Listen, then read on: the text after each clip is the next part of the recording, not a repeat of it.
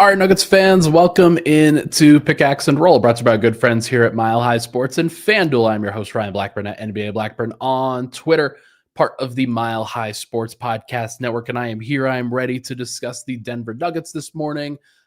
They have been on a roll. Obviously, didn't podcast after last game on Saturday night against Indiana, but Denver did what they always do. They seem to be winning against sub 500 teams and doing so at a very high clip. Really impressive stuff from this group. And I've got some fun numbers, some fun, interesting stats to be able to share with some folks on Nikola Jokic, on Jonas Valanciunas, on everybody in between as the Denver Nuggets continue to establish their hold in the Western Conference. There are two teams right now that have really separated themselves. Houston, I think, is very close, but Denver and Oklahoma City have been the two teams, and it's looked really good. It's been a really strong start for everybody involved. So let's go over a few stats. Let's talk about some of the ways that the Nuggets have impressed, including with the big fella himself, Nikola Jokic. Let's start with this. Denver's overall offensive rating and defensive rating with Nikola Jokic on the floor this year have been tremendous. Plus 19.5 net rating on cleaning the glass so far this year. Just 635 possessions. It's still very early in the season. And again, Denver's competition that they have faced so far this year has been pretty shaky from the perspective of, okay, they faced Minnesota, they faced Golden State, they won both of those games, but they were without Anthony Edwards, they were without Steph Curry. So the overall levels and some of the numbers that I think the Nuggets have approached and been exceptional in, it's going to go down. There will be some times where it does go down, and that's okay. You just have to be understanding of when and how it does. But while they are in this current kind of setup, it is really important to give credit where credit is due. They've taken care of business only a couple of times where things have not necessarily shown out. In that opening night game versus Golden State, where, look, anything can happen on opening night. I'm the first one to tell you that. Like, it makes sense. It's understandable. But then the game against Portland is just one of those where, yeah, they're leading the entire way. You have one run kind of go against you. You have some bad calls that really hurt you down the stretch, and suddenly you're 7-2 as opposed to 9-0. So I'm not really worried about how Denver got to 7-2 as opposed to 9-0, but the actual numbers themselves are still really impressive, including that plus 19.5 number on cleaning the glass. Denver's in the 99th percentile when Joker is on the floor from an offensive perspective, 128.8. That's not a surprise. What is more of a surprise is that they're in the 85th percentile defensively, 109.3 defensive rating, points per possession allowed. Points per 100 possessions allowed, excuse me. The way that the Nuggets have been able to get that to work, their defense overall, because it's even been okay with Valanciunas on the floor instead of Jokic. The way that they've been able to make it happen, I like to look through the four factors. How are you doing both scoring and preventing shots? But there's some other things that kind of go into it. It's how many turnovers you're forcing, how many free throws you're allowing, how many offensive rebounds you're allowing as a defensive team, how many offensive rebounds you're getting as an offensive team. I was looking through it. Denver so far is second in the entire NBA in point differential, behind only Oklahoma City, who's plus 13.8. Denver's plus 13.0. Denver is third defensively. That is truly tremendous. 109.7, very close to that number that Jokic had by himself, or not by himself, but when Jokic was on the floor. But the way that they have achieved that so far, third in effective field goal percentage allowed, third in offensive rebounding rate allowed, that's the third best that they have been in, 12th in free throw rate. So just average, maybe slightly above average there. The only place where they have struggled in that regard so far is the fact that they're not forcing that many turnovers. 26th, bottom five in turnover rate forced, 13.8 percent. OKC, by example, is third at 17.3. League average is 15.1. So Denver's below league average, and they're below it by a pretty significant margin. But that doesn't mean that they can't be a successful defense. Another team that I think is very good and has been very good without forcing turnovers historically is the Boston Celtics. They're very smart. They keep the ball in front of them.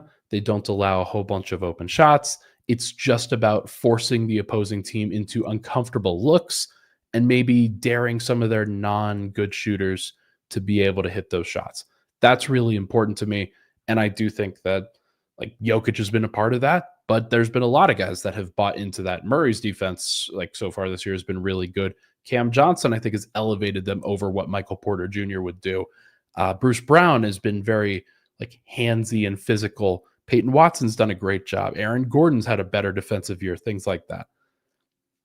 My guy, Jeff Morton, in the comments, one of the most notable things about Jokic's change this year has been undoubtedly reducing his post-ups. I think that has been huge in reducing his wear and tear. Well, let's look at that a little bit closer because I do agree. I think that the tracking of touches is very important year over year. Let's look into how many post touches Jokic has averaged so far this season. He's at 8.0 so far this year, 9.1 paint touches, 10.0 elbow touches. The previous season, he was like averaging one more post up per game at 8.8. He was still at 10.1 elbow touches and then 10.4 paint touches. So the overall number of touches, especially like front court touches, he was at 56.2 in 2024-25. And this year he is still at 55.7, but it's the manner in which he is touching the ball. And he's certainly not having to do as many hard things with the ball in his hands. Now, that'll change when Denver faces some tougher matchups, I think. That'll change when they have to get a little bit more involved and get him a little bit more involved because it has to, right? Like the way that they're running offense right now, it's really good against average to subpar defensive teams. They haven't faced that many top tier defensive teams. Golden State does count, but they are so undersized that like there's just no way that they could match up with a true center like that, or at least a true center like Jokic. And so there's definitely question marks as to what happens when they face the Cleveland Cavaliers with like Evan Mobley and Jared Allen, or if you're facing the Minnesota Timberwolves with Rudy Gobert and Julius Randle and Naz Reid and players like that. Like there'll be some matchups that I have my eye on for sure, but like Joker overall, I think has been really good on both ends of the floor, and they haven't had to overwork him, which of course is extremely valuable. Another stat that I want to break out, Jokic has been dominant so far this season, of course, and there are a number of measurements that you could get into in terms of like, okay, who are the actual like best like at what they do, what they're trying to accomplish. Box plus minus is one where I think it's just funny to see what the number looks like because Jokic has dominated box plus minus for so long. So far this season, Giannis actually dropped. He was like after this last game where he only had like 8 rebounds and 3 assists or something like that, though he's still at 35. Giannis has dropped, but the leaders in single season box plus minus so far, you'll go in reverse order. 90-91 Jordan. Then you get the first MVP Jokic season in 21. Then you get Giannis in 2025-26. Then you get Michael Jordan again in 87-88. You get Jokic in the championship season. You get Jokic in the year right after that. You get LeBron in 2009.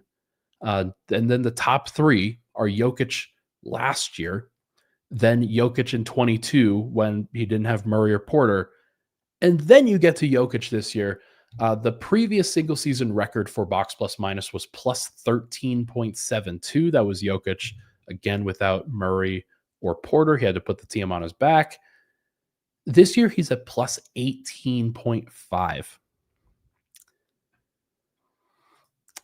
Plus 18.5 is ridiculous. That is one of those numbers that you're never ever going to see again. Like it's going to come down at some point. He's not going to be able to play this way going forward and like with this level of efficiency. But some of the numbers that he's been able to put up have just been absolutely nuts. I mean, the overall stats are 25.2 points, leading the league at 13.0 rebounds and 11.9 assists. When Trae Young gets back healthy, he'll probably look to take back that title. But he's currently averaging a career high from field goal percentage in 64.4%. He's at 76.8% on two-pointers. He's not taking as many pull-up jumpers, like in terms of him having to kind of settle for a 15-footer or a 20-footer or going to the Sombor Shuffle at all. We haven't seen a Sombor Shuffle yet. And I think that there's a reason for that. It's been so easy that like he hasn't had to break out the hard stuff quite yet. And that's good. That is a good thing. That is not a bad thing. Another stat, he is at a 53.5% assist rate on Basketball Reference, which is over 20% higher than any other center in the NBA. Like one of one kind of player, one of one kind of style, and just so clearly in a league of his own right now from an efficiency standpoint that like he doesn't have to accumulate the volume as a scorer. The rest of the team has got him, but in part because he is setting the table as a playmaker better than he ever has. Like his playmaking, his passing, his vision, his execution have been so good. And that has turned him into the best possible player that he could be for this team this season. It's been really cool. Last one before we hit a break. Focusing on Jonas Valanciunas, I wrote an article this morning for milehighsports.com that you should all definitely check out. An appreciation of Jonas Valanciunas despite the low minutes he has played. 12.6 minutes per game for Jonas Valanciunas so far this year. Jokic has been close to like 34, 35, somewhere in that general range. And he's like even playing fewer minutes than he usually does. But the real thing with Valanciunas is that he has been extremely productive while he's been on the floor. What do you do with those 12.6 minutes per game? Like you've got Jokic out there, and then the opposing team finally gets a break. How do you, as a center, kind of take on some of that responsibility? And the answer has been he's scoring like crazy. Rankings among centers in points per 36 minutes, which adjusts for the minute slider. Joel Embiid at 30.3 points per game still leads, although his efficiency has, of course, been down and he hasn't played that much. Jokic is at 26.7 points per 36 minutes. Jalen Duren, surprising name, he and Victor Wembanyama are tied at 25.8 points per 36 minutes. They've been playing pretty well. And then Jonas Valanciunas, among the 52 or so centers that have played 100 minutes so far this season, is fifth. He's fifth in the entire like center group in points per 36 at 25.5 points per 36 minutes. That's a really impressive number. And it shows the usage that he's getting during that time. It shows how much the Nuggets trust him, that like the overall usage rate on Basketball Reference is third among centers. It is higher than Jokic, which I think is very notable. They've been playing through him. Jamal Murray's been playing through him a lot. When they don't stagger Jamal, it is Bruce Brown, it is Tim Hardaway. Like they often just dump the ball into the post, will let him get a bucket, or they will, like he gets offensive rebounds, or they will work the pick and roll and the pick and pop and things like that. It's been really cool to see. So Valanciunas doing exactly what you would want him to do. And I just think that he has stepped up enough that the Nuggets can be really happy with where they are at, just from the perspective of what he's doing. So it's only been 9 games, still plenty of time to go. But I do think that the Nuggets at this point are in the place where the first step of the season has really been solidified, where Jokic has done exactly what he's needed to do after a weird opener for sure. But Valanciunas has done what he's needed to do. The team is building lineups and rotations and groupings around those two guys, but they have been the focal points. Murray has been able to adapt his game to both players. Cam Johnson is still struggling to fit in, but he's figuring things out pretty slowly. But there's some progression there for sure. Aaron Gordon's had a really strong start. Tim Hardaway's had a really strong start. And after that, you just don't need that much. It's been bits and pieces from guys here and there. So been really impressed with the centers first and foremost. And that's where a lot of the margin, where the advantage comes in. So really good stuff from them, and excited to see where it goes from here. All right, let's take a break. When we come back, we're going to do Mondays 3 and 3. It's the 3 things that I saw last week that I was really impressed with or had some thoughts about, and then 3 things that I'm looking at for this week. And then we'll preview the upcoming 3-game road trip next here on Pickaxe and Roll. This podcast is brought to you by Delete Me. Delete Me makes it easy, quick, and safe to remove your personal data online at a time when surveillance and data breaches are common enough to make everyone feel vulnerable. Data brokers, they profit off of your data. It's a commodity. Anyone on the web can buy your private details. This can lead to identity theft, phishing attempts, and harassment. Have you ever been the victim of identity theft, harassment, doxing? If you haven't, you probably know someone who has. Delete Me can help. Take control of your data and keep your private life private by signing up for Delete Me. Now at a special discount for our listeners. Get 20% off your Delete Me plan when you go to deleteme.com/hit and use promo code HIT at checkout. The only way to get 20% off is to go to joindeleteme.com/HIT and enter code HIT at checkout. That's joindeleteme.com/HIT, code HIT. All right, we are back. Pickaxe and Roll, Ryan Blackburn here. Thank you so much for tuning into the show, folks. Hit that like button, hit that subscribe button. Would really, really appreciate it. There's a lot that's still going on and a lot that we still have yet to know about this upcoming season. Again, it's been only 10% of the way through. There's a lot of things that still have to change, a lot of things that still have to, you want to see Denver go through adversity at some points and how they respond to that.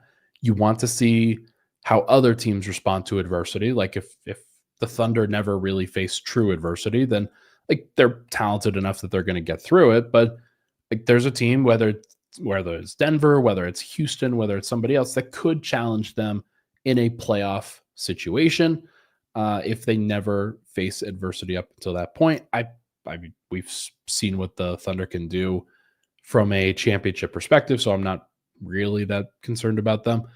But there's other teams in the Eastern Conference that I'm still learning about, like the Cavs. I just saw it on FanDuel. According to FanDuel, the finals odds, as they have adjusted now, OKC is at plus 210. Cleveland is at plus 650. They have risen back above the Nuggets, who are at plus 700, although those odds have shortened certainly over the course of certainly the last month or so of the season. New York is at plus 1200. They've had a little bit of space that has crept in there. And then Houston is also at plus 1200. The Lakers are at plus 1500. They're lurking. Don't bet on the Lakers. That's not a good bet.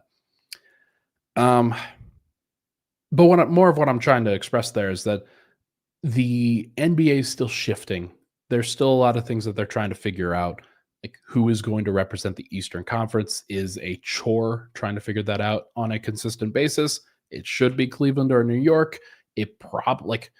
I would take the field at this point over Cleveland or New York, just because I'm not sure I've seen anything that I really trust, but Cleveland should be the team that it is. And so that's why the odds are the way that they are. but you just never know. You never know. So it'll be interesting to see regardless. Okay, let's do the Monday 3 and 3. Three things that I saw last week, as well as three things that I am looking forward to this week to checking out. The first, if we go back to that Nuggets versus Kings game, um, Denver allowed 30 points in every single quarter. It was not a good defensive performance. It definitely felt like they were like in control the entire time. Like they knew that they could outscore the Kings if they needed to. The final quarter definitely allowed things to get a little bit condensed, but Denver allowed 30 points every single quarter. Going forward, they allowed in the Miami Heat game, they allowed one 30-point game, allowed one 30-point quarter. Against Golden State, they allowed 0 30-point quarters. And against Indiana, they allowed one 30-point quarter. So since then, they really did lock in from a defensive perspective. And that to me is a really good sign. You want to see Denver show out from a defensive perspective as often as you can. They gave a really good performance over the course of this week after that Kings game. And only one 30-point quarter allowed, or two 30-point quarters allowed during that time out of 12 is really, really impressive. It meant that there was never any crooked moments where the Nuggets were truly out of control. And the 30-point quarter that they allowed against Indiana, for example, like they still outscored them. Like Denver outscored Indiana 39-35 in that situation. So really impressive. Oh, and the 30-point quarter that they allowed versus Miami, they outscored them then too, 36-33. So it was never a 30-point quarter where they got outscored. That's incredible. That's an incredible stat to me. Because think about last year and how many times Denver kind of let a quarter go to the point where they were completely out of, like everything was kind of spinning out of control at that point. Like that to me is, I think, a really impressive sign for where the Nuggets are at this point. Next is the Jokic assist totals in each of those games. You had 14 versus the Kings. You had 16 versus Miami. You had 9 in 28 minutes versus Golden State, and you had 14 versus Indiana. These are crooked numbers. These are numbers that you do not expect to see all the time. And yet, Nikola Jokic has been fantastic when it comes to finding the open man. The Nuggets are always moving around him. He is making plays for other people. And some of these numbers are just bonkers, but that's the one that really stands out to me. Like, yeah, he had 8 turnovers in the Indiana game. He got sloppy at the beginning of that game. It was a little bit more difficult without Murray and Gordon, but he still found a way to set the table for everybody else. And just the way that he's been able to do it has been impressive. The plus minuses in each of those games are not crooked. Like you had plus 18 for Jokic versus Sacramento, plus 18 versus Miami, plus 16 versus Golden State, and plus 9 for Indiana.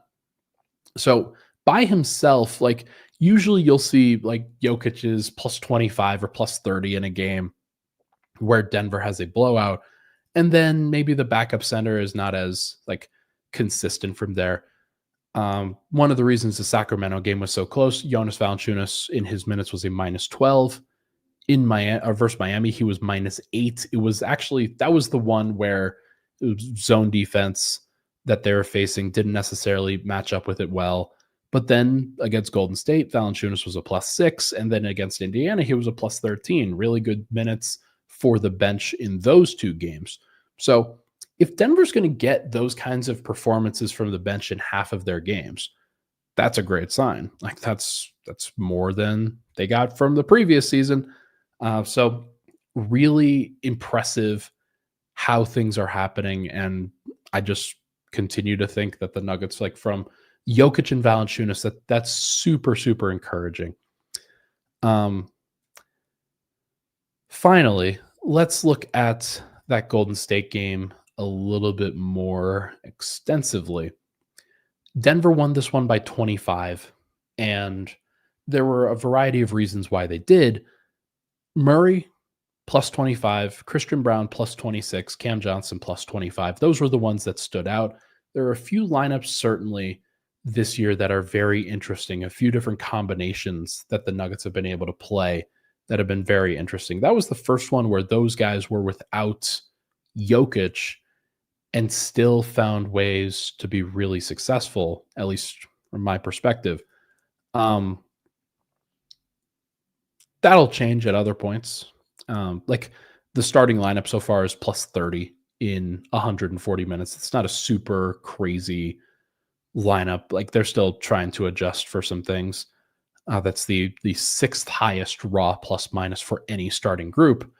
But if you dumb that down to 3-player lineups, like which 3-player lineups have really stood out, you actually have to go down to Jokic, Murray, and Christian Brown.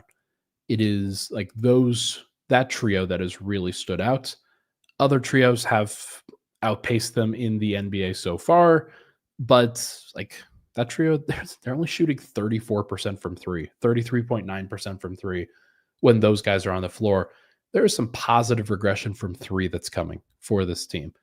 There's also some negative regression from three. That's one thing that I pointed out on Locked On last night. Nuggets are getting a little bit lucky from three. Opponents are shooting 31.7% from three against them so far this season. That is below expectation by a fair amount. There will be times where opposing teams, like there's only so much you can do when matching up with the opposition and assuming that they're going to miss open shots that you give them. Now, Denver's not giving up that many open shots as a team, but like that will change. But also what will change is Christian Brown will stop shooting 17% from three. Cam Johnson, I think, is at like 22%, something like that. He'll get better throughout the year. So there's still so many ways that I think the Nuggets can improve. And I'm looking forward to seeing where it goes. All right, 3 things that I'm looking forward to for this upcoming week. Let's focus on it through the road trip specifically. Tuesday, tomorrow, they're traveling today to go to Sacramento, and they will face the Kings in another matchup against them. Russell Westbrook came off the bench in that matchup or against the Minnesota Timberwolves last night. They started Precious Achiuwa, who I did not know was on the Kings. Turns out he is. They needed a little bit of size to match up with Julius Randle, so I bet the same thing happens when they go against Aaron Gordon, especially after what we saw from the first Kings game on this last Monday night. So I'm going to be watching, how does Denver match up with a slightly bigger Kings team? Are they able to still generate the assist inside? Maybe this kind of focuses them on being able to generate perimeter shots and getting more opportunities on the outside. Trying to get a little bit more consistency from the perimeter. That's something I'll be looking for. The other thing is, like, I want to see Cam Johnson get going from a scoring perspective. It's been so long since he's actually had like a crooked scoring total for the Nuggets so far. I think he had a game in preseason where he did pretty well, but he's only had a couple of games in double figures over the course of the last few. Game logs, he had a 15-point game against Phoenix, and he had a 10-point game against Sacramento and a 12-point game against Indiana. The rest of it has been in single figures. Would like to see him continue to get those shot attempts up and just find more opportunities for making threes. But yeah, like this last week, Cam Johnson went 2 of 15 from three. That's just bad. It's straight up bad. He will be better going forward, but it'd be nice to see him make some of those for sure. And then finally, I'm curious what kind of blended lineups the Nuggets will be able to get to. I'm looking forward to seeing, like, as Murray and Gordon are going to play, like they're going to play on Tuesday night, I would expect. Wednesday night, I'm curious, like they're still back-to-back against the Clippers, and then they will play against the Minnesota Timberwolves on Saturday night. So how are they going to match up with that? What is that going to look like? It's a completely fair question. Right now, the odds that the Nuggets get to 55 regular season wins on FanDuel is down to minus 162. Like the way that they have played, the way that they have gone consistently, um, they continue to show that if you can lock in enough in these situations, then you can win. Um, but the only way that they're going to be able to get to that more consistently and to actually win those games, like you're not going to be able to do it by just playing three different lineups, which the lineups that I'm talking about, and they've been more creative than what I'm saying, is the starters, it's the bench plus Murray, and it's the Tim Hardaway plus the four starters look, where he comes in and then they play that for a couple minutes before transitioning into something different. So I want to see what happens when other guys rest, whether that's second night of a back-to-back against the Clippers. You're probably still going to get maybe a Murray or Gordon rest at that point, but I want to see what it looks like when other lineups play together, because that's the only way that you're going to be able to win so many games, and also be successful in a playoff environment. For like consideration, to get to 60 regular season wins, the Nuggets are still plus 230. I don't think that they'll get to 60, but I wouldn't write it off. I wouldn't write it off just yet. Okay. As I mentioned, they play Tuesday at Sacramento, then it's a back-to-back. Wednesday at the LA Clippers, and then Saturday they play against the Minnesota Timberwolves. I'm going to predict 2-1 in that particular rotation. I'm not necessarily thinking that they could lose all of those games, but they could also win all of them. I think that Sacramento's one where they'll probably overlook them on Tuesday night. Whether they want to or not, they will probably overlook them, just thinking, okay, well, we got to be ready for the back-to-back on Wednesday. We are facing Minnesota later in the week. We've already beaten Sacramento. Like, what could they possibly do? Well, they could score, and they could score pretty consistently. Sabonis, he was subpar in the first matchup. DeRozan did not make as many shots as you would expect.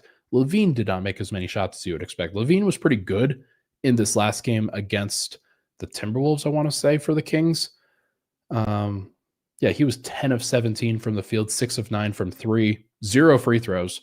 Didn't matter, 26 points, but like they just could not stop anybody. The T-Wolves scored 144.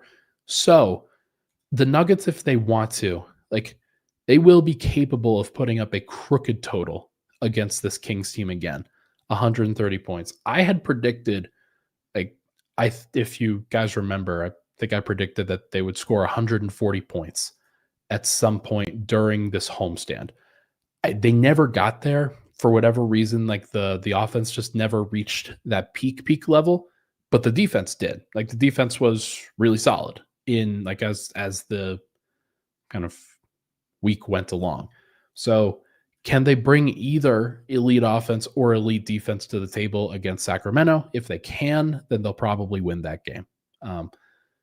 So we'll find out. We'll see what they bring. But I think that's going to do it for this episode of Pickaxe and Roll. Really appreciate the love and support, folks. I'm not going to podcast tomorrow. I'm going to podcast instead on Wednesday and Thursday because Denver's got a Tuesday, Wednesday back-to-back. So I will react to each of those games, give my thoughts, and I'm sure there's plenty that we'll be able to get into. But thank you so much for tuning into the show. Really appreciate the support on the podcast as always. Hit that like button, hit that subscribe button on the way out. I will talk to you guys very soon.